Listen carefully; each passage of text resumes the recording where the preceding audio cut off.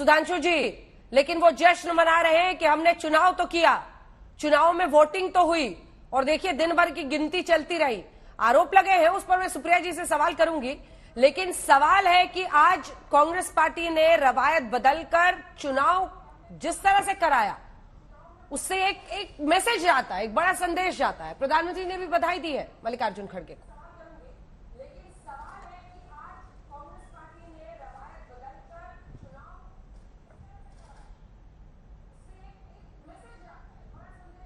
लगता है टीवी पे सुन रहे हैं, फिर जवाब देंगे, बोलिए। देखिए, मल्लिकार्जुन खड़गे जी और शशि थरूर के बीच के प्रायोजित मल्ल युद्ध की प्रतियोगिता का पटाक्षेप हो गया। यानी जिसे सामान्य भाषा में लोग कहते थे नूरा कुश्ती समाप्त हो गई। कोई बात नहीं, यह कांग्रेस का अंदरूनी मामला था, वो जो भी तय करना हो। उन्होंने पहले एक अभिनव प्रयोग किया था कि रिमोट से सरकार चलाई थी, अब रिमोट से संगठन चलेगा, कोई समस्या की बात नहीं है। हां, एक जरूर बड़ा परिवर्तन आया, इसको मैं एक सकारात्मक भी मानता हूं कि 21वीं सदी का सूरज निकलने के बाद पहली बार गांधी परिवार को विवश होकर अध्यक्ष पद से हटना पड़ा, और 3.5 साल के अनुसंधान और बहुत ढेर सारे घमासान के बाद आज जो इसका पटाक्षेप हुआ, तो एक बात मैं ये कहूंगा कि पहले सरकार से पकड़ गई, किसने विवश किया? अपनी खानदानी जागीर अमेठी गई, अब पार्टी से भी प्रत्यक्ष पद की बजाय परोक्ष रूप से रखना पड़ रहा है। तो ये एक स्वाभाविक सहज परिवर्तन है जो पिछले 25 वर्षों में या पिछले 7-8 वर्षों में मोदी जी के आने के बाद दिखाई पड़ रहा है। ये उसी प्रक्रिया का एक चरण है। आप कह रहे हैं मजबूर होकर करना पड़ा, किसने मजबूर किया सर? इससे पहले कि मैं सुप्रिया जी के पास, किसने मजबूर किया?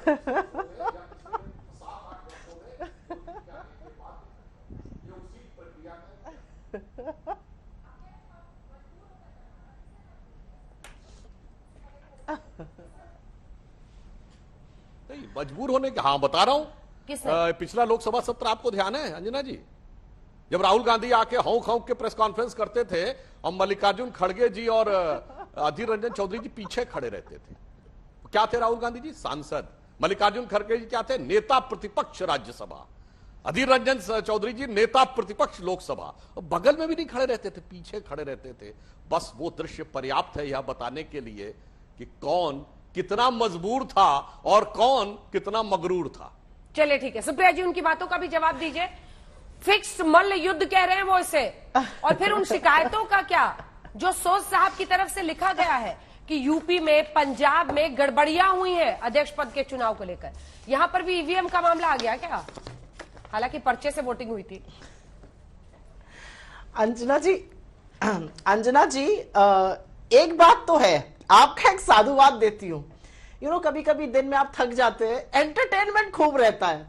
आज सुधांशु जी ने डिसाइड किया कि वो एंटरटेनमेंट करेंगे, मतलब हमारे अध्यक्ष के चुनाव के लिए भी श्रेय मोदी जी को दिया जाएगा। ये तो भाई गजब बात है।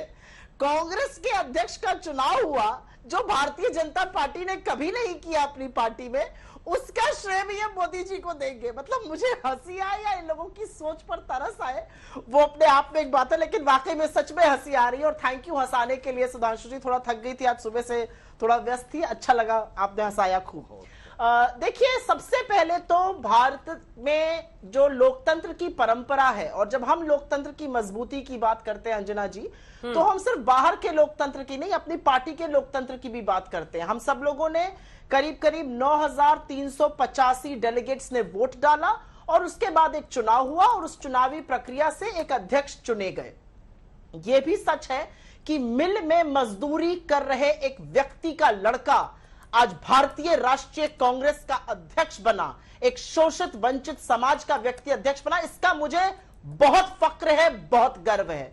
लेकिन मैं तो भारतीय जनता पार्टी से यह पूछना चाहती हूं, और क्योंकि थोड़ा आज अच्छा माहौल है, थोड़ा अच्छे सवाल पूछ लूं। आज मैं मैसूर पाक और काजू कतली खाकर आई, यहां पर खड़गे साहब के हम लोग गए थे मिलने के लिए। अरे कभी तो सुधांशु जी भी वो मीठा खाएं जब इनके आज कोई चुनाव जीते। कभी तो उंगली पर ये वोट का, अपने मताधिकार के उपयोग का निशान सुधांशु जी के भी हाथ पर हो।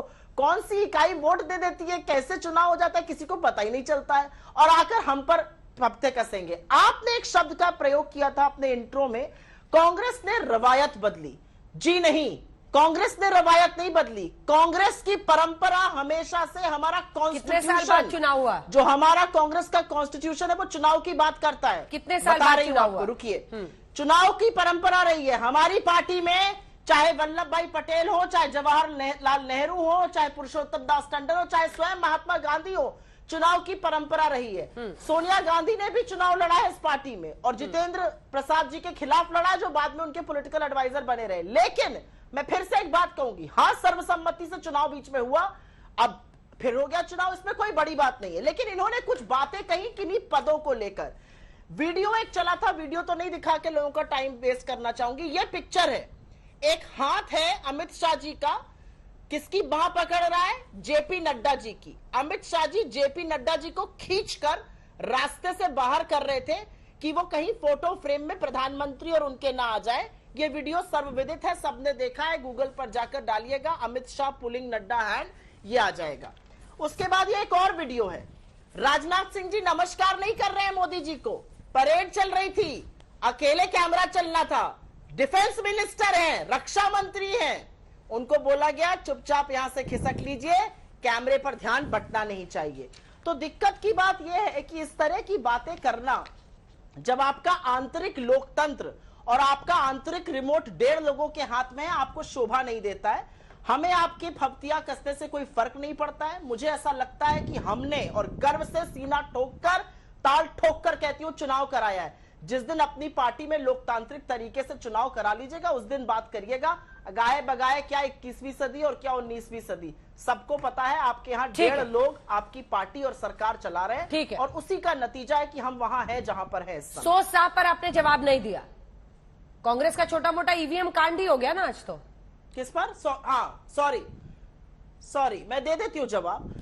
आपको पता नहीं, ये पता है कि नहीं, जब चुनाव होता है कांग्रेस अध्यक्ष का, सारे कैंडिडेट्स को इवेंचुअली साइन करके एक्सेप्ट करना पड़ता है, और तभी वो वर्डिक्ट रिलीज होता है। उन लोगों ने कुछ आरोप लगाए थे, उसके बारे में जरूर चर्चा होगी, और वो आरोप यूपी के बारे में लगाए गए थे। और पंजाब। मैं 2 बातें कहती हूं, क्योंकि मैं खुद उत्तर प्रदेश से आती हूं, मेरा वोट उत्तर प्रदेश में, मैंने दिया दिल्ली में, एआईसीसी ऑफिशियल्स ऐसा कर सकते थे। 1200 से ज्यादा डेलीगेट हैं, 1072 वोट शशि थरूर जी को मिले, और शशि थरूर जी मेरे परम मित्रों में से एक हैं, यह भी मैं आपको बता दूं। मुझे कोई गिला नहीं है कहने में कि जितना सम्मान मैं खड़गे साहब का करती हूं, उतना ही सम्मान मैं शशि थरूर जी का करती हूं। He is a public intellectual. 1072 vote मिले थे। अगर ये 1200 के 1200 वोट भी मिल गए होते, तब भी जीत खड़गे जी की थी। लेकिन क्योंकि हम लोकतंत्र को बहाल रखते हैं, हमने बोला है कि इस पर जरूर जांच होगी, आखिर मसला क्या था। और अंत में शशि थरूर जी ने खुद एज अ कैंडिडेट ट्वीट करके बोला है कि उनको कोई दिक्कत नहीं, उन्होंने साइन किया है वो लेटर, जो कि फाइनली सर्टिफिकेट इशू हुआ खड़गे जी को। तो मुझे लगता है कि कंट्रोवर्सी अननेसेसरी क्रिएट करना शायद आज के दिन ठीक नहीं है।